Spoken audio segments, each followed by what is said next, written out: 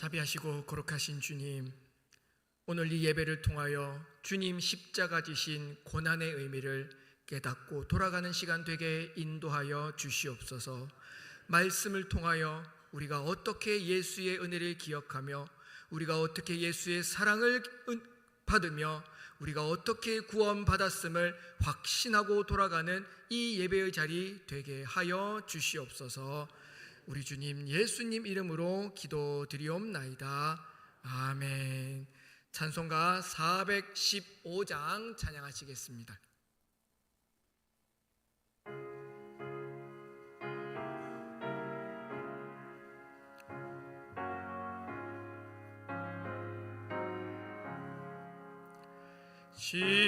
십자가 그늘 아래 나 쉬기 원하네. 저 햇빛 심히 뜨겁고 또 짐이 무거워 이 광야 같은 세상에 늘 방황할 때에 주 십자가의 그늘에 내 쉴 곳 찾았네. 내 눈을 밝히 떠서 저 십자가 볼 때 날 위해 고난 당하신 주 예수 보인다. 그 형상 볼 때 내 맘에 큰 찔림 받아서 그 사랑 감당 못하여 눈물만 흘리네.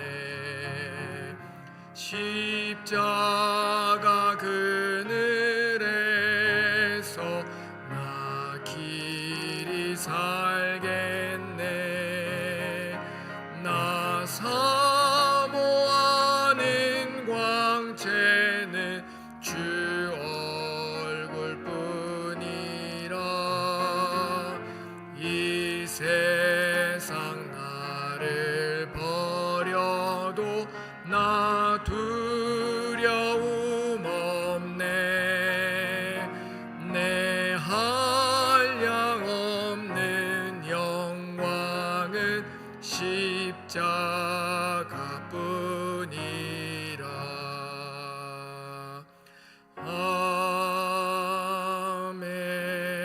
아멘. 우리를 예뻐요 김은미 권사님 기도 인도하시겠습니다.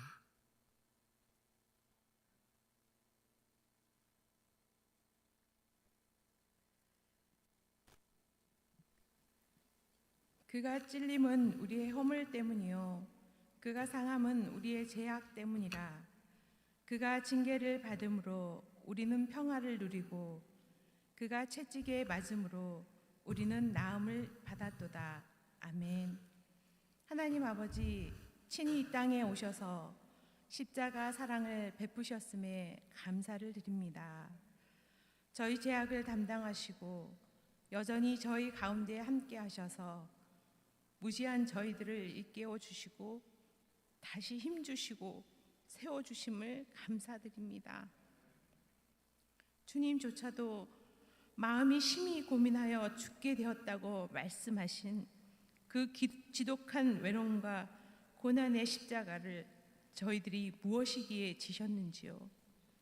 감히 그 순종과 사랑의 깊이를 다 헤아릴 수 없지만 부활의 첫 열매가 되신 예수 그리스도의 이름 앞에 영광과 찬송과 경배를 올려드립니다.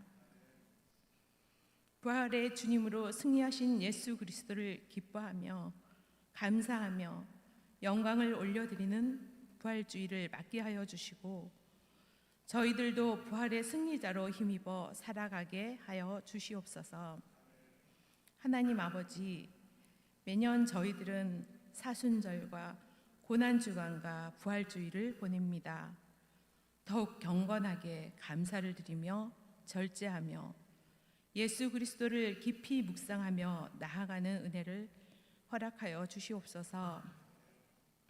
무디어진 마음으로 또 한 해의 사순절을 보내고 있다면 용서하여 주시고 주님이 그러하셨던 것처럼 죽어야만 살아남의 의미를 새기게 하여 주시옵소서. 하나님 아버지, 세우신 목사님에게 담대함과 충만함의 은혜를 부어주셔서 저희들에게는 깨달아지는 양식이 되게 하여 주시옵소서. 목회자님들 신방과 예배 인도하심으로 인하여 지치지 않도록 날마다 새 힘으로 강건케 하여 주시옵소서. 아버지, 특별 새벽 기도회로 은혜의 말씀 주심을 감사드립니다. 말씀으로 저희를 정건케 하여 주시고 주 안에서 영이 새로워지며 행함으로 듣는 길을 허락하여 주시옵소서. 하나님 아버지, 이 시간에도 주님의 보혈의 은혜를 구하는 이들에게 치유하심을 베풀어 주시고 위로자로 중보자로 평안을 끼치는 예수 그리스도의 능력의 이름으로 덮어 주시옵소서. 저희의 길 되시며 가장 존귀하신 이름 예수 그리스도의 이름으로 기도드립니다. 아멘.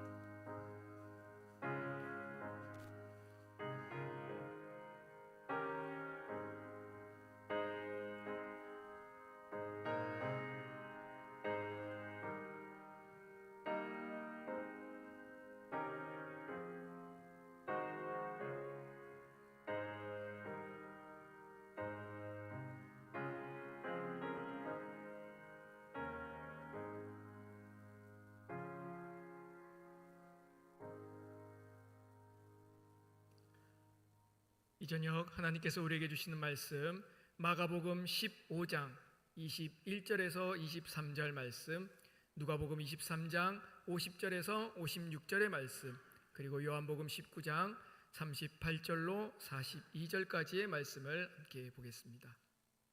먼저 신약성경 84면에 나오는 마가복음 15장 21절로 23절의 말씀을 저와 여러분들이 한 절씩 나누어 교독하겠습니다. 제가 먼저 21절을 읽습니다. 마침 알렉산더와 루포의 아버지인 구레네 사람 시몬이 시골로부터 와서 지나가는데 그들이 그를 억지로 같이 가게 하여 예수의 십자가를 지우고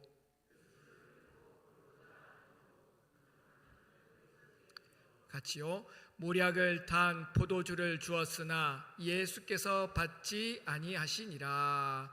다음으로 누가복음 23장 50절로 56절까지의 말씀, 신약성경 139면에 나옵니다. 저와 여러분들 한 절씩 나누어 읽겠습니다. 제가 먼저 50절을 봅니다.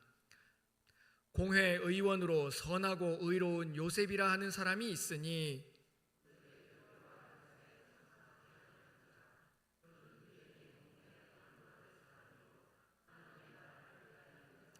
그가 빌라도에게 가서 예수의 시체를 달라 하여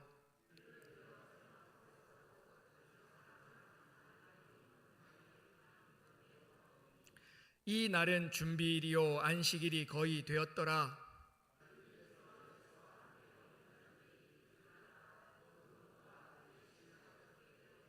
같이요 돌아가 향품과 향유를 준비하더라. 아멘. 마지막으로 요한복음 19장 38절로 42절의 말씀, 신약성경 182면에 나와 있습니다. 제가 먼저 38절을 읽겠습니다. 아리마대 사람 요셉은 예수의 제자이나 유대인이 두려워 그것을 숨기더니 2일 후에 빌라도에게 예수의 시체를 가져가기를 구하매 빌라도가 허락하는지라 이에 가서 예수의 시체를 가져가니라.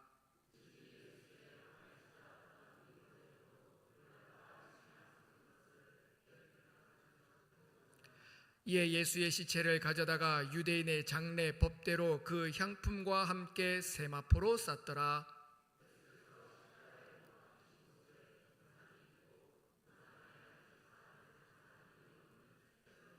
같이 봅니다. 이날은 유대인의 준비일이요 또 무덤이 가까운 고로 예수를 거기 두니라. 아멘. 이건옥 장로님 나오셔서 준비한 특송 하나님께 드리겠습니다.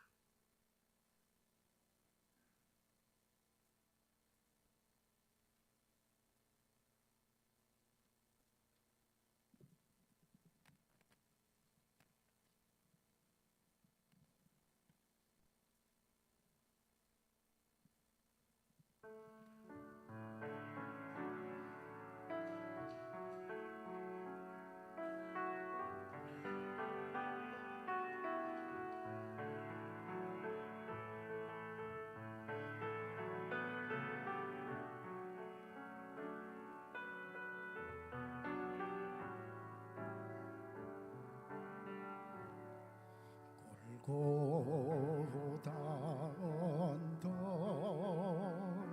붉게 물든 노을 아래 통곡하는 기도 소리 꿈결처럼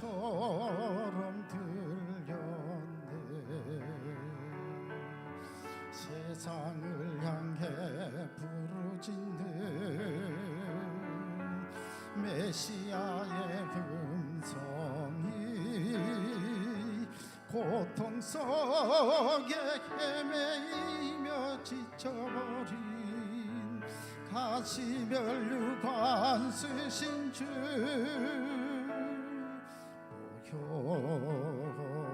보혈의 피 값없이 주시기에 멸치천대 그 고통 나를 위해 당하셨네. 구원의 십자가 황금빛 노을 아래 울부짖는 통곡 소리 가슴 깊이 찔려왔네.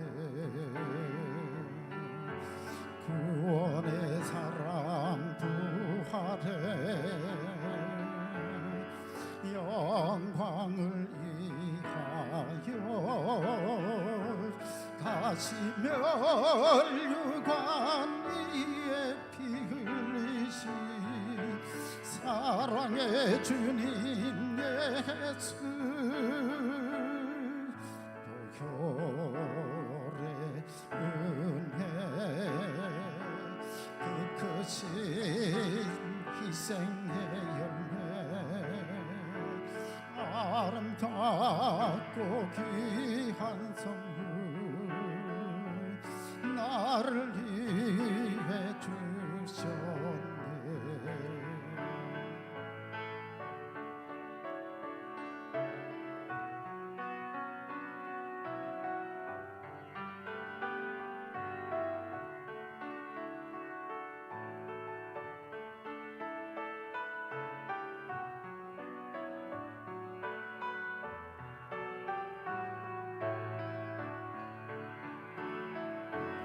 구원의 사랑 부활의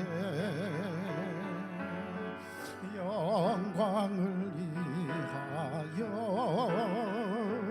가시면류관 위에 피 흘리신 사랑의 주님 예수 보혈의 은혜 그 크신 희생의 열매 아름답고 귀한 선물 나를 위해 주셨네. 아름답고 귀한 선물 나를 위해 주셨네. 감사합니다. 아멘.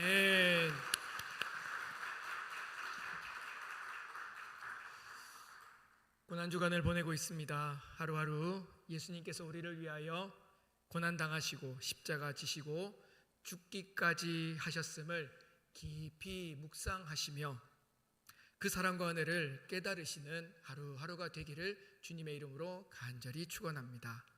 나아가 이 일이 끝이 아니요 우리에게는 부활의 소망이 있음도 믿고 확신하는 이 시간이 되기를 간절히 소원합니다. 오늘 우리는 주어진 세 곳의 본문을 통하여 예수님의 마지막을 함께한 세 명의 인물, 세 명의 증인에 대해서 깨달아 보고자 합니다. 오늘 나오는 이 세 명은 예수님 측근도 아니었습니다. 예수님의 제자도 아니었습니다. 어쩌면 이들은 예수님과는 아무런 상관없는 사람들이었고요. 더 심하게 얘기하자면 예수님과는 극과 극의 대척점에 있는 인물들이었습니다. 하지만 이 세 사람은 3년을 따라다녔던 제자들보다 더 예수님의 마지막을 함께했던 사람이 되었습니다. 오히려 제자들은 예수님을 모른다 부인하고 그 순간 그 상황이 무서워 도망갔었지만 이들은 몰랐어도 무서워도 예수님의 편에 서서 예수님과 함께한 세 명의 인물이었습니다. 오늘 우리는 이 세 명의 모습을 통하여 이들 중에 우리는 과연 누구와 닮아 있는지, 아니 아직 닮지 않았더라면 누구를 더 닮아가야 할 것인지를 깊이 생각하고 깨달아보는 시간이 되기를 원합니다. 첫 번째 증인은 마가복음 15장에 나오는 알렉산더와 루포의 아버지인 구레네 사람 시몬입니다. 구레네라고 하는 곳은 지명인데요. 새한글 성경에는 이 지명을 좀 더 정확히 하기 위해서 오늘날 부르는 지명으로 바꾸어 놓았습니다. 키레네라고 하는 지명으로 말입니다. 그래도 여러분들에게는 생소한 지명일 것 같습니다. 왜냐하면 우리에게는 익숙한 도시가 아니기 때문이지요. 찾아보니 이 키레네라고 하는 것은 오늘날 북아프리카 이집트 옆에 붙어 있는 리비아라고 하는 나라의 한 지명입니다. 그러니 구레네 사람 시몬이라고 할 때 이 구레네는 마가가 표현했듯이 시골 같은 저 변방인 곳에서 왔다는 뜻이 되는 것이지요. 그렇다면 시몬은 왜 그 멀디 먼 구레네에서, 그 먼 북아프리카에서 큰 바다를 건너 오늘 예루살렘에 와 있었던 것이었을까요? 그렇습니다. 여러분이 추측하시는 대로 이 사건이 일어난 때는 유대인의 최고의 명절인 유월절을 앞두고 있었던 때였습니다. 이스라엘의 모든 성인 남자는 의무적으로 명절에 예루살렘을 찾아 제사를 해야만 했거든요. 시몬은 바로 유대인이었기 때문입니다. 그것도 멀리 사는 유대인, 흩어져 사는 유대인, 디아스포라라고 불리는 사람이었던 겁니다. 게다가 그는 매우 모범적인 유대인이었던 것 같습니다. 해외에 살면서, 그 멀리 살면서 반드시 이 유대인의 명절을 지키고자 했던 준법 정신이 투철했던 사람 말이지요. 자신의 모든 생업과 사업을 제쳐두고 긴 시간을 할애하여 뿐만 아니라 엄청난 비용을 들여가며 그 먼 도시에서 예루살렘까지 왔기 때문입니다. 그만큼 그는 독실한 유대인이었다는 뜻이 되겠지요. 놀라운 것은 한 가지 더 있습니다. 그가 집안을 대표해서 혼자 와도 되었을 터인데 그는 그러지 않고 그의 자녀들을 데리고 예루살렘을 방문했습니다.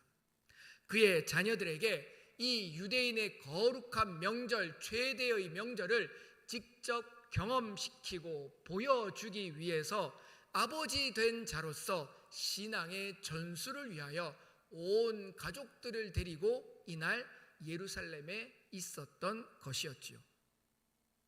훗날 마가는 이 점을 높이 사서 그의 복음서에 시몬의 이름뿐만이 아닌 그의 아들들의 이름인 알렉산더와 루포의 이름까지도 적어서 후대에게 기억하게 만들어 주었던 것입니다.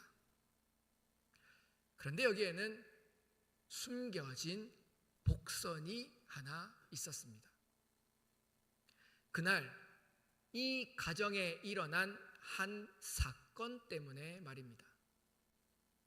그 현장에서 시몬이 겪었던, 이들의 아버지가 겪었던, 누군가의 남편이 겪었던 바로 그 일이 그 가정과 그 집안과, 아니 어쩌면 교회에까지 어마어마한 영향력을 끼쳤기 때문이었지요.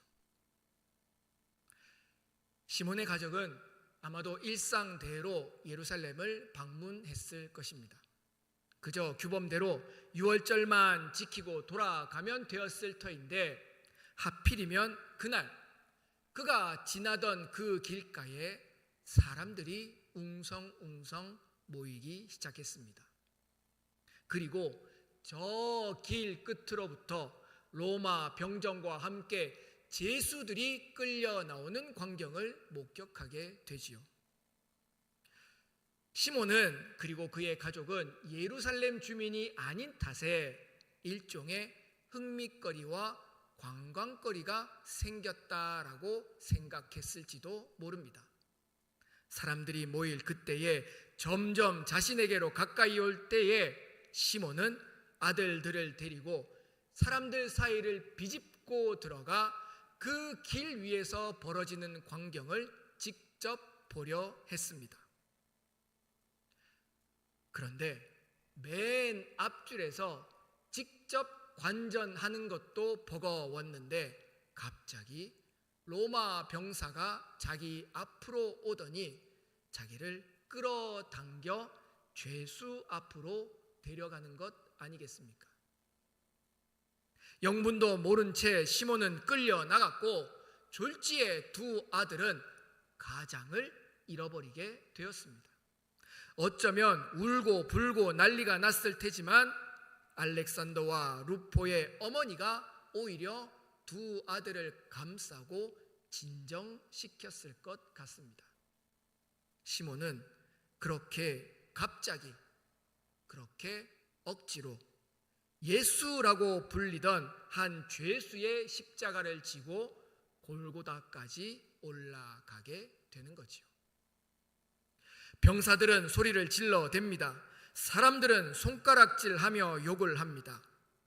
그때 한 걸음 한 걸음 내딛던 시몬의 심정은 어떠했을까요? 그는 한 발자국 한 발자국 내딛으면서 과연 머릿속으로, 마음속으로 어떤 생각을 했을까요? 가장 먼저는 왜 나지?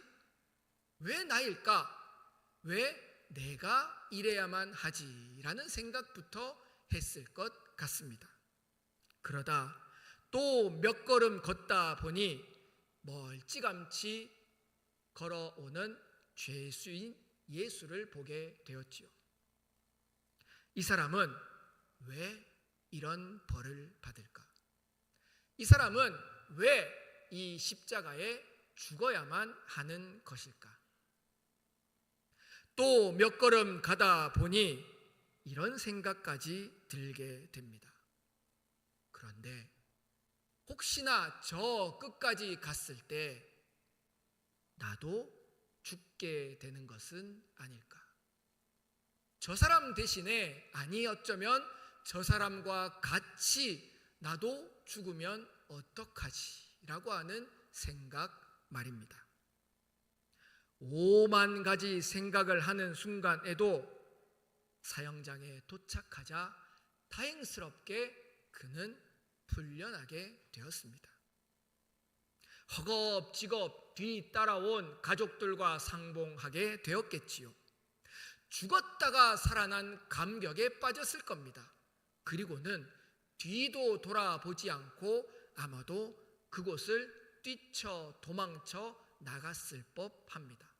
그런데 왠지 발걸음이 떨어지지 않았던 거지요.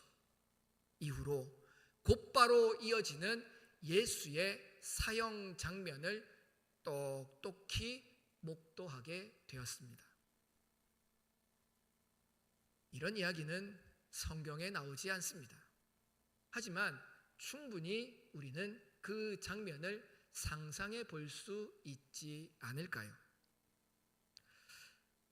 사형이 끝나고 시몬의 가족은 사람들로 하여금 예수에 대한 소문을 들었을 것 같습니다. 내가 왜 십자가를 졌는지, 저 사람이 왜 십자가에 달렸는지 주변 사람들 가운데 이리저리 수소문하여 알게 되었을 것 같습니다. 그런데 놀라운 것은 그가 그 이야기를 듣자 복음을 받아들이고 구원에 이르게 되는 것이지요. 예수 그리스도를 믿고 예수 그리스도를 구주로 믿고 그들은 교회를 이루며 성도의 신분을 가지게 됩니다. 뿐만 아니라 이 복음을 들고 세계 곳곳에 흩어져 복음 전도자로 살게 되는 것이지요. 목사님, 너무 앞서 나가시는 것 아닙니까? 목사님, 너무 해피엔딩을 좋아하시는 것 같아요 라고 생각하실지 모르겠습니다. 앞서 제가 본문에 마가가 복선을 남겨두었다 말씀드리지 않았습니까?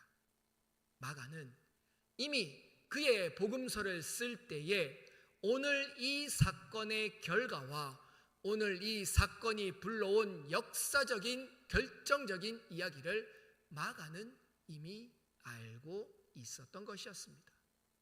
그래서 마가는 그의 복음서에 이 가족들의 이름을 생생하게 기록해 놓을 수밖에 없었던 것이었고요. 우리 성경을 한번 찾아보겠습니다. 신약성경 로마서 16장 13절 말씀입니다. 제가 가진 성경으로 신약성경 262쪽입니다. 로마서 16장 13절 말씀 찾으셨으면 우리 함께 한 목소리로 읽겠습니다. 시작. 주 안에서 택하심을 입은 루포와 그의 어머니에게 문안하라. 그의 어머니는 곧 내 어머니니라. 아멘. 로마서는 바울이 고린도에 머물고 있을 때 이제 곧 다음 차례로 가게 될 선교지인 로마에 있는 교회와 교인들에게 써보낸 편지였습니다.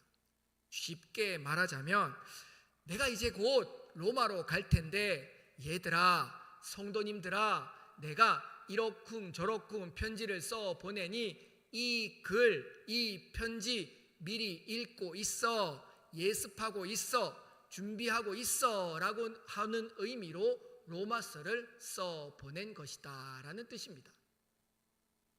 그리고 그 로마서 맨 마지막인 16장에는요 무려 37명이나 되는 로마 교회의 성도들의 이름이 하나하나 열거되어 있습니다. 바울은 한 번도 로마를 가보지 않았고 한 번도 로마 교회와 로마 교인들과 만나본 적도 없었습니다. 그럼에도 불구하고 이미 바울은 로마에 있는 교인들과 영적인 친교, 내적인 친밀감이 매우 두터운 상태였던 것이지요. 그리하여 믿음 안에서 우리가 한 형제 자매임을 믿음으로 우리는 천국 백성임을 이 무난하는 인사로 대신하고 있었던 것이었습니다. 그런데 그 수많은 이름들 가운데 방금 읽었던 13절에 나오는 이름, 그 한 이름이 눈길을 사로잡습니다. 바로 루포라고 하는 이름 말이죠. 그렇습니다. 그는 오늘 우리가 읽었던 마가복음 본문에 나오는 구레네 사람 시몬의 아들이었던 루포였습니다. 더 놀라운 것은 이어지는 구절에서와 같이 바울이 루포의 어머니이자 구레네 시몬의 아내를 두고서는 자신의 영적인 어머니, 신앙의 어머니다라고 여기며 뭐라 하냐면 내 어머니다라고까지 안부의 인사를 전하고 있는 것이지요.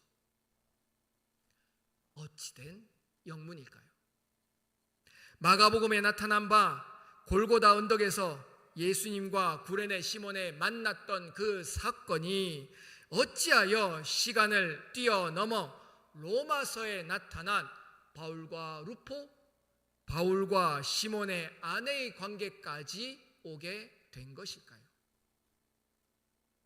마가가 쓴 마가복음과 바울이 쓴 로마서, 그리고 누가가 쓴 사도행전, 이 성경을 교차로 검증하다 보면 우리는 한 가지 분명한 사실을 유추할 수 있습니다.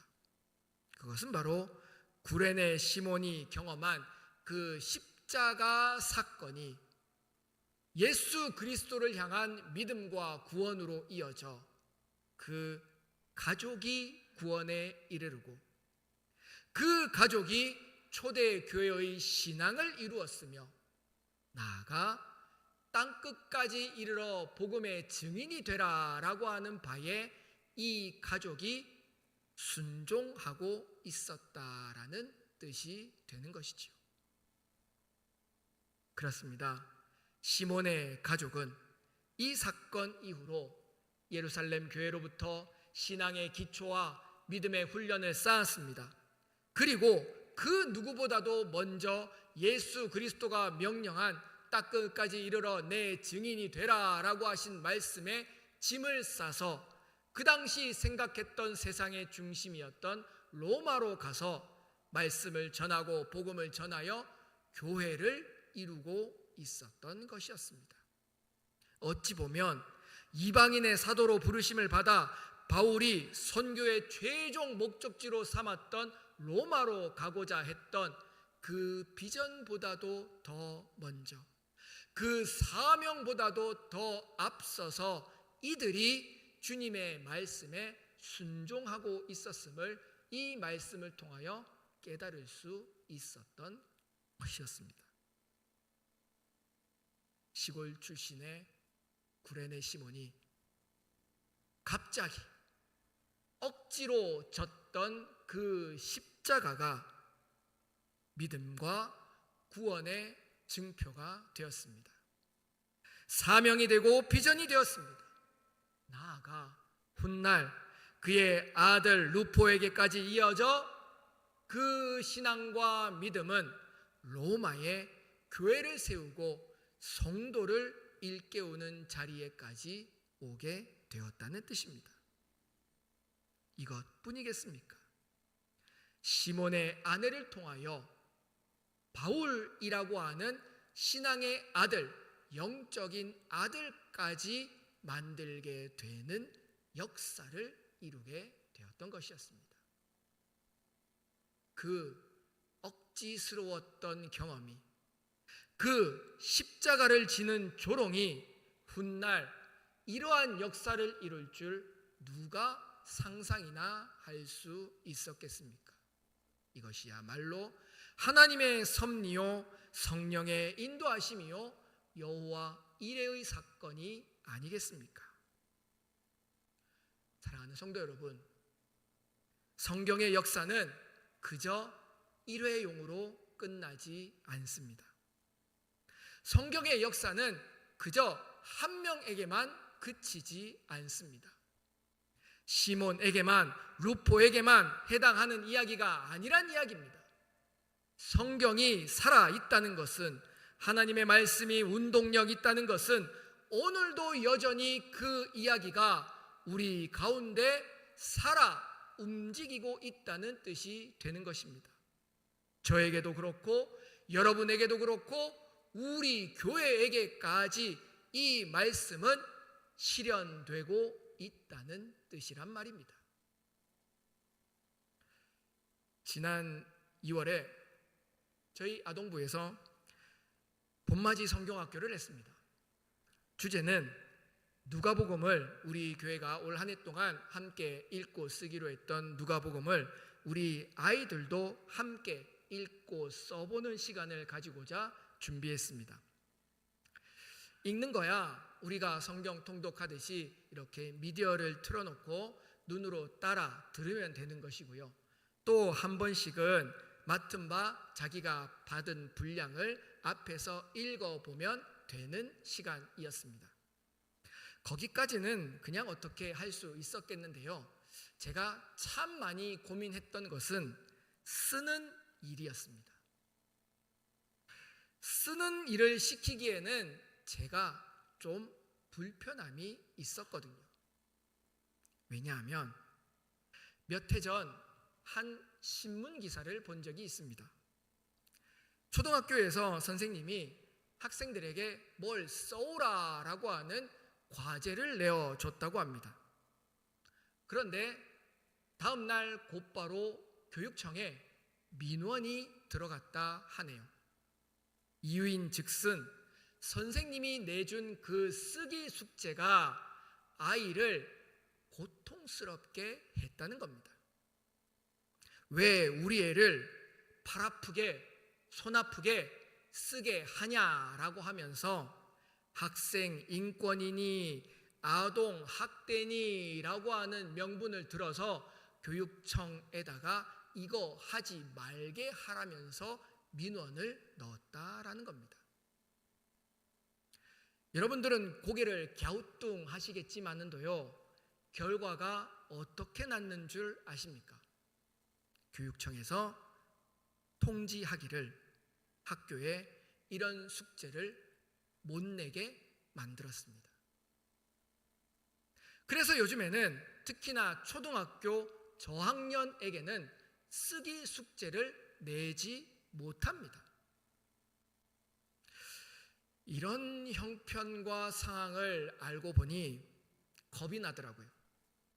행여나 성경학교다라고 해서 애들을 불러놓고 누가복음을 막 쓰게 했다가 저랑 담임 목사님이랑 삼척 경찰서에 고발당해서 불려가면 어떻게 하나 싶어서 말이죠. 그런데 제게 기도하는 가운데 담대함이 생겼습니다.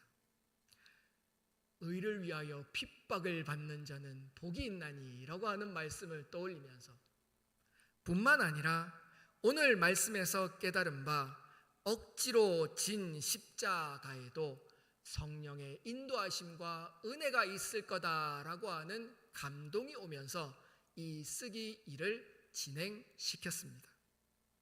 결과 우리 아동부 친구들이 손수 한 글자 한 글자씩 쓴 이 누가복음 성경책이 한 권으로 만들어지게 되었습니다. 절찬리에 판매되고 있으니 필요하신 분들은 아동부 관계자들에게 몇 권 남지 않았습니다. 마감 임박입니다. 어디 이뿐이겠습니까? 억지로 나오는 예배, 등 떠밀듯이 시켜진 봉사, 체면 때문에 내는 헌금. 하지만 하나님께서는 그 어느 것 하나 땅에 떨어지지 않게 허투루 버리지 아니하시고 당신을 위한, 복음을 위한 선으로 만들어 주십니다. 생명을 살리는 씨앗으로 그것을 심으시고자 합니다. 지금 당장은 아니더라도 다음 세대에는 언젠가는 그 억지스러움이, 그 부끄러운 일이 하나님의 나라와 영광을 위하여 사용될 수 있도록 말입니다. 하나님의 모든 일은 합력하여 선을 이루기 때문입니다. 하나님이 하시는 일에는 실패가 없습니다. 하나님이 하시는 일에는 실수가 없습니다. 억지로라 해도, 부끄럽다 해도, 수치를 당한다 해도 성령을 통하여 이루실 하나님의 영광이 더욱 크기 때문입니다. 오늘 이 깨달음이 저와 여러분 가운데 충만해지기를 주님의 이름으로 간절히 축원합니다. 두 번째 증인은 누가복음 23장에 나오는 아리마대 사람 요셉입니다. 아리마대 사람 요셉의 이야기는 참으로 특이하게도 네 군데 복음서에 모두 다 등장을 합니다. 그것도 짧게 한 구절로 말입니다. 짧게는 등장하는데 네 군데 모두 등장하기 때문에 그의 이야기는 객관적이고 분명한 사실이다 모두들 인정을 합니다. 마태는 그를 소개하기를 부자라고 소개를 하고요. 마가는 그에 대하여 당돌이 예수의 시체를 달라고 빌라도에게 요구했다 써 놓았습니다. 그리고 누가는 더욱 자세히 그를 소개하는데 아예 그에 대한 평가까지 내려놓고 있습니다. 50절에 보니 그를 말하기를 선하고 의로운 사람이다라고 서두에 말하네요. 51절에 이르러서는 공회의 결의와 행사에 찬성하지 않은 자라고 말합니다. 그리고 후반절에 이르러 말하기를 하나님의 나라를 기다리는 자라고 말입니다. 우선 우리가 공회에 대해서 알아야 할 것 같습니다. 사내들인 공회는 유대인 최고 의결 기구였습니다. 요셉은 그 중에 한 명이었지요. 이 공회는 유대 사회의 입법, 사법, 행정의 역할을 모두 담당하는 기관이었습니다. 모세의 율법에 따른 세부 율법을 만들 수 있었고, 그렇게 만들어진 법으로 백성들을 재판할 수 있었고, 심지어는 이 법을 지키기 위해 검찰이나 경찰의 역할도 수행할 수 있었던 기관이었습니다. 한마디로 무소 불위의 기관이었던 것이지요. 역사에 따르면 당시 사내들인 공회는 70명 정도의 인원이 있었다라고 하는데요. 그 중에 한 명이 바로 이 요셉이었고, 뒤이어 나올 니고데모도 그 중에 한 명이었던 겁니다.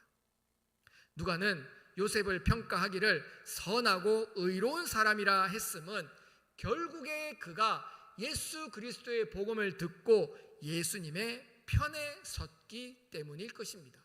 그것이 곧 선이요 의라고 믿었기 때문입니다. 뿐만이 아니라 그를 의롭다 한 데에는 그가 공회의 결정에 동조하지 않았기 때문일 것입니다. 예수는 죄가 없다라고 하는 데에 한 표를 던진 사람이 요셉이었기 때문입니다. 문제는 70명 중에 한 표, 두 표로는 결론을 뒤집을 수는 없었지만은서요. 그런데 이런 요셉의 태도가 과연 쉬웠겠습니까? 뒤 이어지는 요한복음의 기록에는 그에 대하여 무엇라 표현하냐면 숨었다, 숨겼다 라고 하는 표현을 그의 이름 앞에 덧붙입니다. 그렇습니다. 요셉은 예수님이 돌아가시기 전까지 그가 예수님을 따르며 예수님을 믿으며 예수님의 편에 서 있음을 단 한 번도 표현한 적이 없었습니다. 그가 가진 기득권 때문에, 그가 미칠 영향력 때문에 요셉은 당당히 내가 예수님 편이다라고 말하지 못했던 사람이었던 것이었습니다. 그도 왜 고민하지 않았겠습니까? 구레네 시몬처럼 순간순간마다 예수에 대하여 어떠한 평가를 내릴지, 어떠한 결정을 할지 그도 수십 차례 고민했을 것입니다. 사람들이 나를 알아보면 어떡하지? 사람들이 나를 왕따시키면 어떡하지? 공회 가운데 내가 처벌받으면 어떡하지? 그동안 내가 모아온 재산과 재물이 전부 다 몰수당하면 어떻게 하지? 요셉은 예수 그리스도가 죽을 때까지 이 문제에 대한 답을 내리지 못하고 있었던 것이었죠. 그런데 그가 최종적으로 결정한 바는, 그의 최종 선택은 바로 예수는 그리스도다라고 하는 믿음이었던 것이었습니다. 그것은 곧 그가 예수의 장례를 묵묵히 혼자 치루어 주었기 때문이었습니다. 아리마대 요셉은 예수의 죽음 때문에 변화되었습니다. 예수가 죽자 그도 죽었던 것이었습니다. 예수가 죽자 옛 사람이었던 그를 죽이고 새 사람으로 태어나게 되었던 것이었고요. 많은 사람들은 예수가 죽자 실망했습니다. 예수가 죽자 상심했습니다. 예수가 죽자 떠나갔습니다. 그러나 요셉은 예수가 죽자 오히려 새로운 확신에 쌓였습니다. 예수가 죽자 새로운 생명을 얻었다 여겼습니다. 과거에는 부끄러웠지만, 과거에는 자신 없었지만, 과거에는 아까웠지만, 예수가 죽자 과거에 있었던 세상의 명예와 재물은 하나도 아까워하지 않고 모두 버린 뒤에 예수 앞에, 복음 앞에 당당한 그리스도인으로 서게 되었던 것이었습니다. 갈라디아서 2장 20절 말씀에 보면 우리가 잘 아는 바울의 고백이 있습니다. 내가 그리스도와 함께 십자가에 못 박혔나니 그런즉 이제는 내가 사는 것이 아니요 오직 내 안에 그리스도께서 사시는 것이라. 이제 내가 육체 가운데 사는 것은 나를 사랑하사 나를 위하여 자기 자신을 버리신 하나님의 아들을 믿는 믿음 안에서 사는 것이라. 아멘. 어찌 보면 이 바울의 복음의 원천, 이 바울의 고백의 시작은 요셉에게서부터였지 않았을까요? 요셉은 예수 그리스도가 십자가에 못 박히자, 예수 그리스도가 십자가 위에서 돌아가시자 자기 자신도 십자가에 못 박았습니다. 과거의 명예와 과거의 재물과 모든 세상 기득권을 다 내어버리고 옛사람 요셉은 죽이며 새사람 요셉으로 태어나게 되었던 것이었다. 우리는 이를 성령 받았다라고 말을 합니다. 성령 받음으로 옛사람에 대하여 죽고 죄에 대하여 죽고 예수 그리스도로 인하여 새 생명을, 새 사람을 되는 것입니다. 성령의 감동과 성령의 인도하심을 받아 이전의 나를 버리고 이전의 나를 십자가에 못 박고 새로운 삶이요 천국 백성으로 살고자 다짐하는 것 말입니다. 그렇게 요셉은 성령을 받아 이전의 삶의 태도가 아닌, 이전의 삶의 가치가 아닌 예수의 삶을 따라 살기로 결정합니다.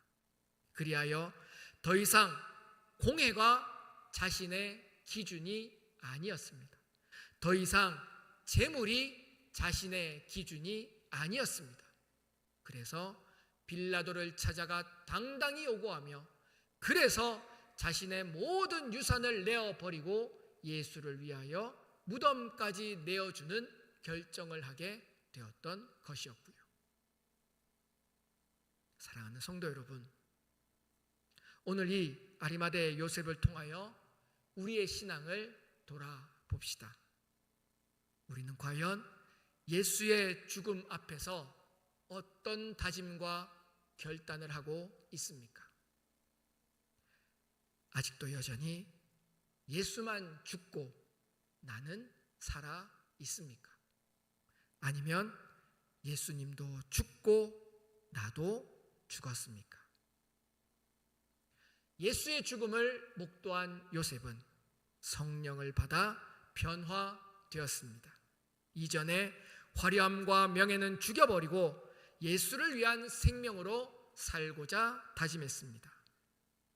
이 깨달음과 은혜가 오늘 저와 여러분에게 충만하게 넘치길 주님의 이름으로 간절히 축원합니다.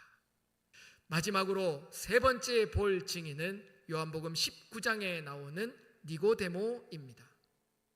니고데모는 마태나 마가나 누가복음에는 등장하지 않는 인물입니다. 유일하게 요한복음에만 등장하지요. 그런데 그가 등장하는 것도 참으로 극적으로 등장하고 있습니다. 니고데모는 요한복음에 딱 3번 등장하는데요. 그것도 초반과 중반과 말미에 등장을 하게 됩니다. 니고데모의 처음 등장은 우리가 잘 아는 대로 요한복음 3장 밤에 조용히 몰래 찾아온 니고데모 이야기로 시작을 합니다. 니고데모 정도의 신분이라면 어느 정도 시간을 두고 여론조사도 좀 하고 예수의 행적도 검증한 다음에 계산을 해서 예수님을 찾아가도 무방했을 것입니다. 그런데 니고데모는 뭐가 급했는지 여론조사도 없이 검증도 없이 뭐가 급했는지 그날 밤에 예수님을 찾아가 묻습니다. 그가 질문한 질문은 바로 거듭남에 관한 것이었지요. 니고데모는 이전부터 줄곧 그를 감싸는 해결되지 못하는 한 가지 문제가 있었으니 그것은 곧 거듭남에 대한 질문이었던 것 같습니다.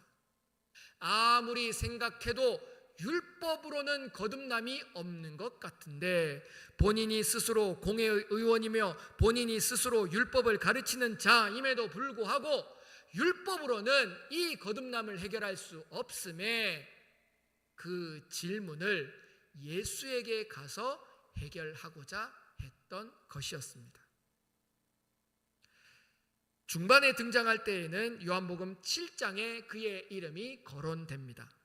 대제사장과 바리새인들이 예수님을 잡으려고 아랫사람을 보내지요.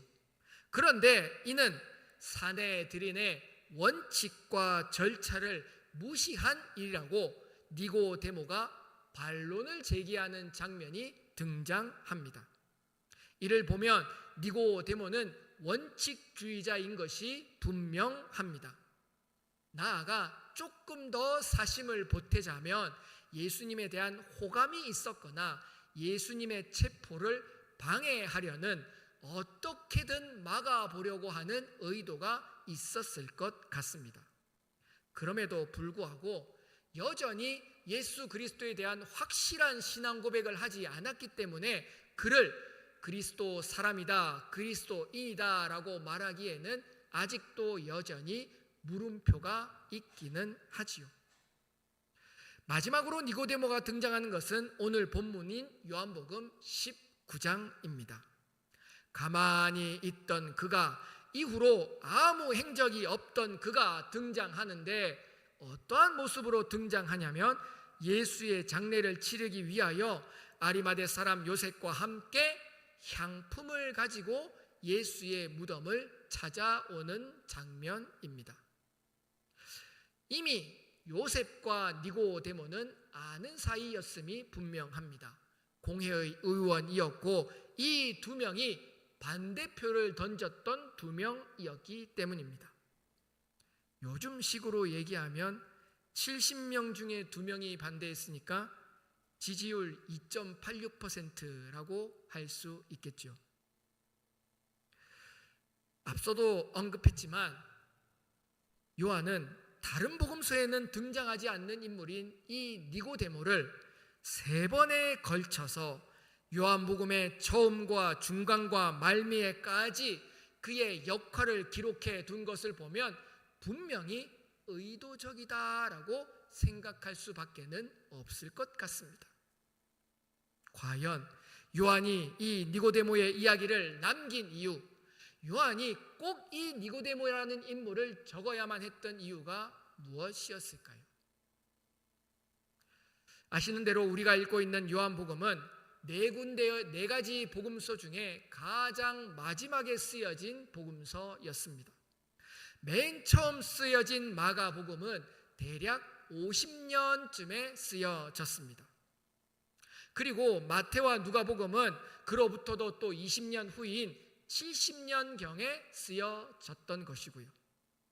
그런데 요한복음은 그 후로도 한참 시간이 흘러서인 90년 내지 100년 사이에 복음서가 쓰이게 됩니다. 따져보면 예수님께서 부활하고 승천하신 지 대략 70년 정도가 지난 후에 세대로 따져보면 2세대, 3세대에 걸쳐서 후에나 쓰여진 복음서라는 뜻이 됩니다. 50년쯤에 마가가 그의 복음서를 쓸 때에는 사람들이 생각하기를 곧 예수님이 오실 거라 여겼습니다. 그래서 마가도 급하고 빠른 마음에 그의 복음서를 썼습니다. 그래서 마가복음이 제일 짧지요. 빨리 썼기 때문입니다.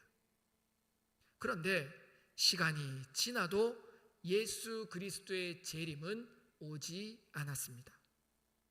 그리하여 70년이 이르렀을 때쯤에 제자들은 또 다른 예수님의 이야기를 써야만 했습니다. 그것이 마태와 누가의 복음서였지요. 이들은 더욱더 세세한 예수님의 이야기를 적어둡니다. 예수님의 설교도 더욱더 깊이 묵상하며 적어 놓습니다. 그런데 역시나 예수님의 재림은 오지 않았고요. 더 심각한 것은 70년에 이르러 예루살렘이 로마에 의하여 완전히 멸망당하고 그 핍박과 박해의 정도가 상상을 초월할 정도로 심각해지게 되었습니다. 신앙을 지키기 위한 순교도 많아졌지만 반대로 신앙을 버리는 배교와 배신의 일도 많아졌습니다. 이미 70년이 지난 뒤라 1세대 사도들, 제자들은 모두 죽었습니다.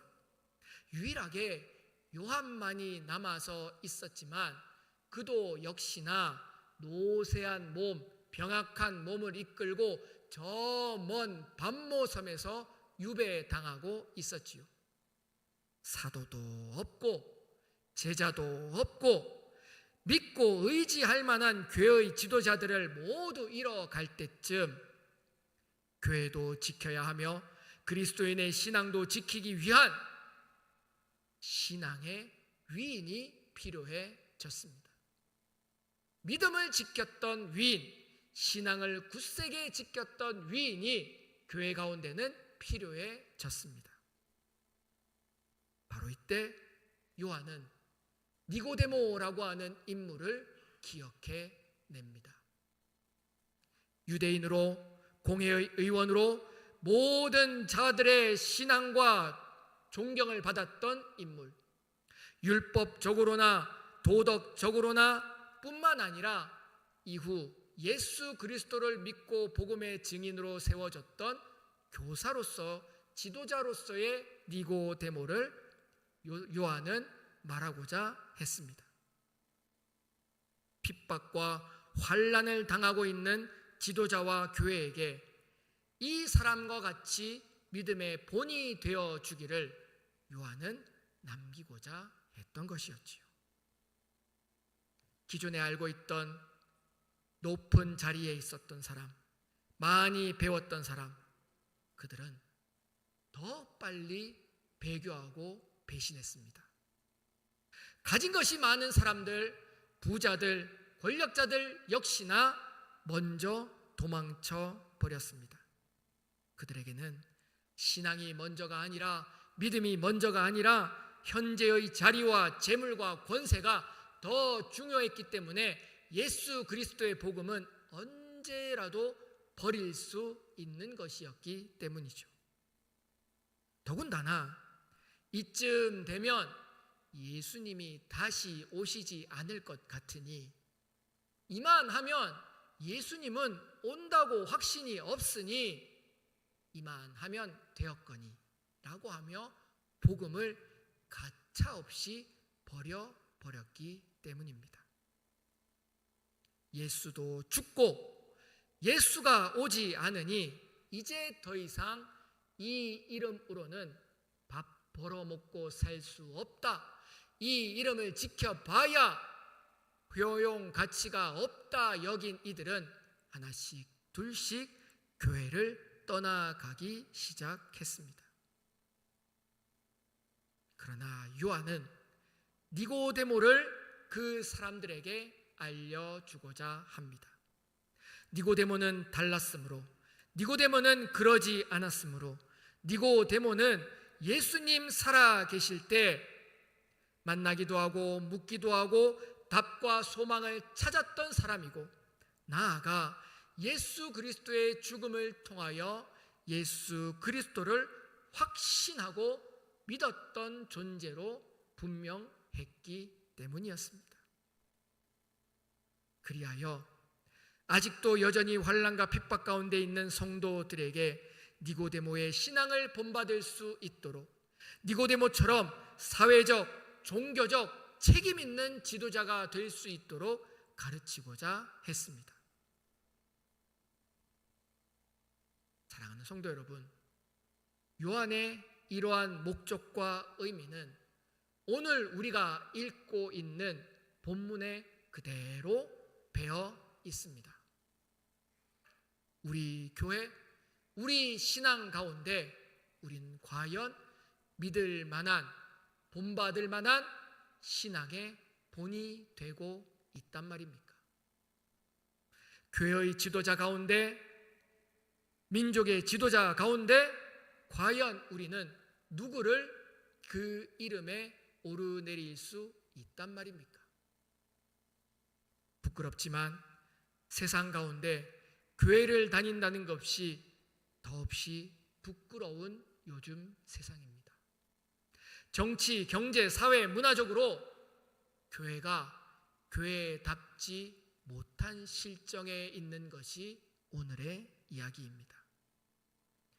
목사가 목사답지 못했고, 장로가, 지도자가, 교회의 모든 구성원들이 성도답지 못했기 때문에 오늘 이 니고데모의 이야기 앞에서 우리는 저절로 고개가 숙여지는 것이지요.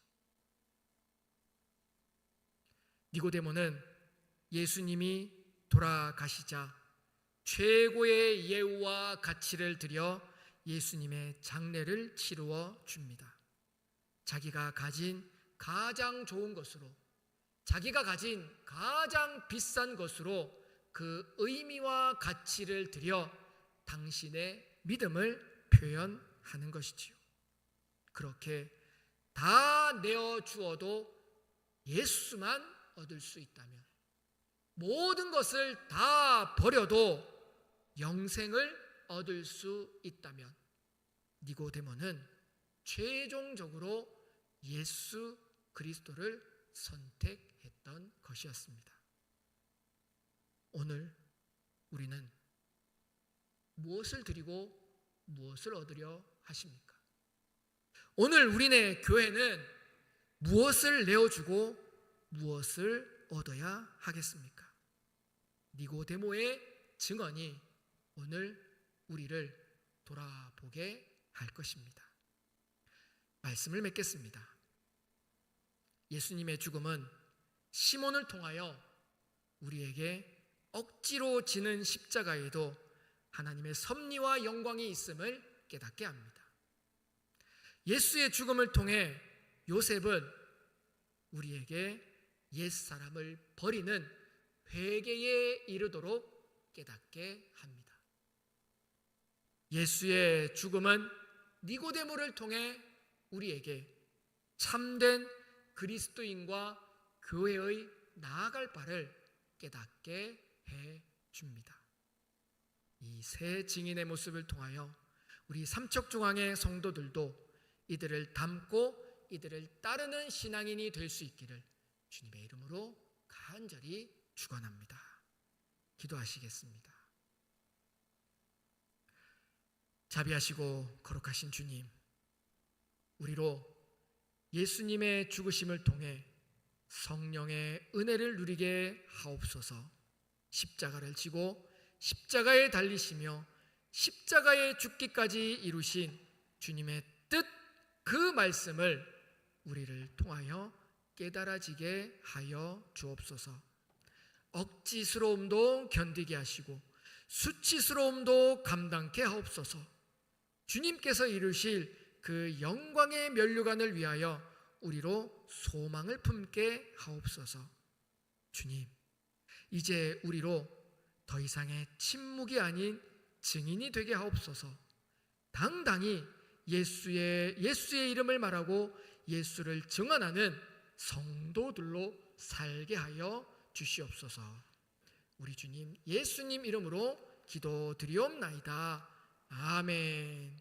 찬송가 461장 찬양하시겠습니다.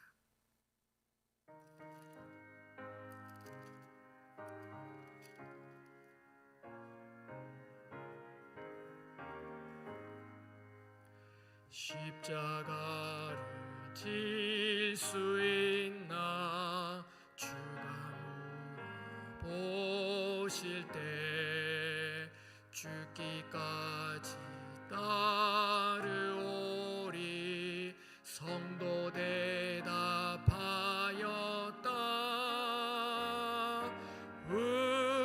우리의 심령 주의 것이니 주님의 형상 만드소서. 주인도 따라 살아갈 동안 사랑과 충성을 바치오리다. 너는 기억하고 있나 구원받은 강도를. 그가 회개하였을 때 낙원 허락받았다.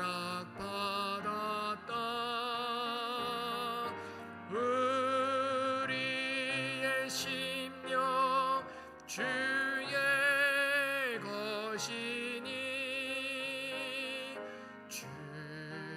주님의 영상 만드소서.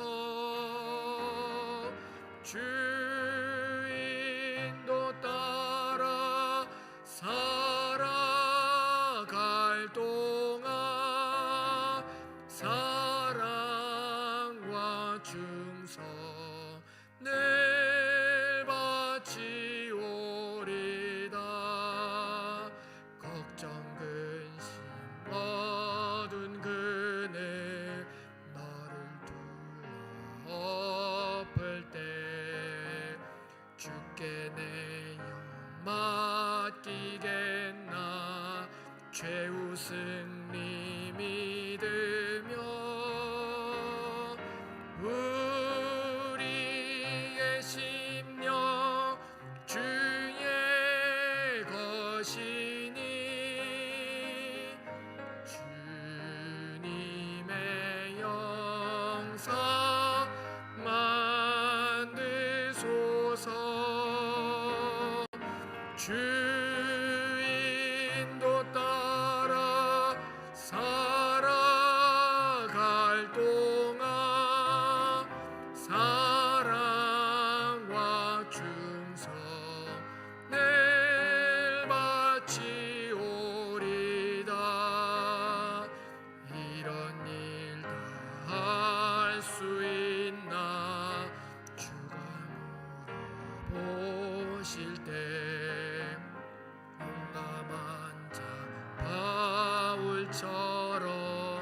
선뜻 대답하리라.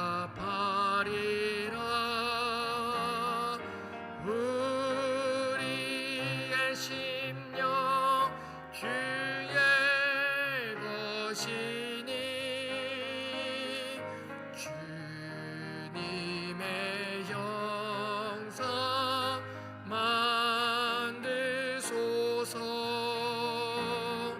주 인도 따라 살아갈 동안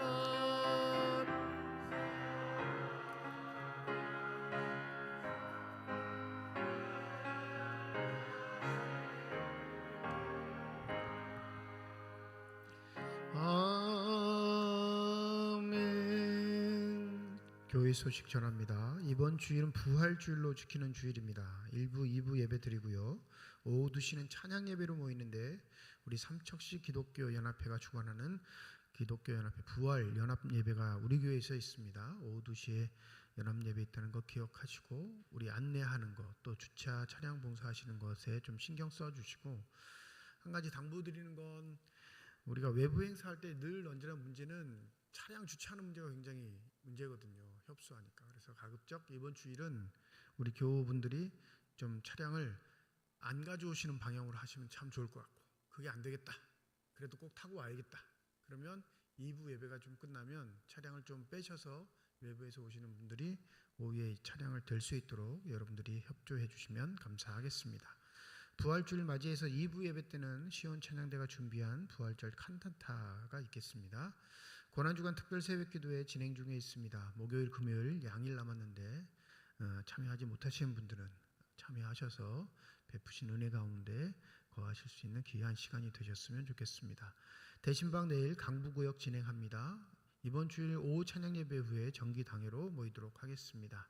금요일은 재직 세미나가 있습니다. 저녁 8시 지하 예배실에서 우리 재직들 함께 모이도록 하겠습니다. 더불어 토요일은 오전 10시에 우리 남성교회 연합회 주관으로 교회 대청소가 있습니다.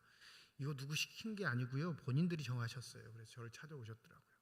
스스로 하겠다, 광고만 해주시라, 이렇게 하셔서 광고를 실어드렸는데, 마음이 동하시는 분들, 나는 여잔데 와야 될까 고민 안 하셔도 돼요. 그죠? 오셔서 그냥 할 일이 있을 겁니다. 그래서 우리 부활절 맞이해서 스스로 대청소하시겠다 이렇게 결단하셨으니까 함께 하셔서 봉사해 주시면 감사하겠습니다. 드려진 예물 위해 기도하고 축복 기도함으로써 예배를 마치겠습니다. 주님 감사합니다. 주님 은혜 가운데 거하는 것, 또 주께서 베푸시는 은혜와 사랑 가운데 사는 것, 그것이 우리의 삶의 아름답고 복된 모습일진데 그 감사한 마음을 담아 주 앞에 드리는 손길들 주님께서 기억하여 주셔서 이들의 삶 속에 더욱더 풍성한 하나님의 사랑과 은혜를 누리는 복됨이 있게 하여 주시옵소서. 감사헌금으로 1,000번째 헌금으로 영남지역 산불 피해 복구를 위한 구헌금으로 드리는 손길 주님께서 아십니다. 이 헌금 사용되어지는 곳 하나님의 능력과 권세로 아름다운 일들, 복된 열매들이 풍성하게 맺혀지게 하여 주시고, 우리 삼척중앙교회가 늘 주님의 일에 앞장설 수 있는 복된 교회 되게 하여 주셔서 주님의 사랑이, 주님의 은혜가, 주님의 손길이 교회를 통해 늘 펼쳐질 수 있는 귀하고 복된 일이 끊이지 않게 하여 주시옵소서. 고난주간을 보내고 있습니다. 주께서 베푸셨던 그 놀라우신 사랑과 표현들을 우리의 삶에서 체험케 하시고, 더불어 그 사랑의 사람들로서 이 땅을 아름답게 섬길 수 있는 각오와 결단들도 넘치게 하여 주시옵소서.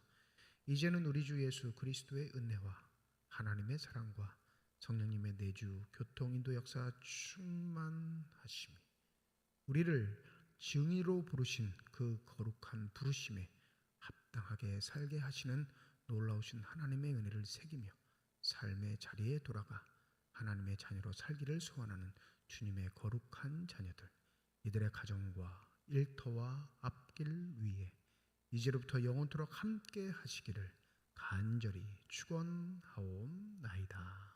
아멘.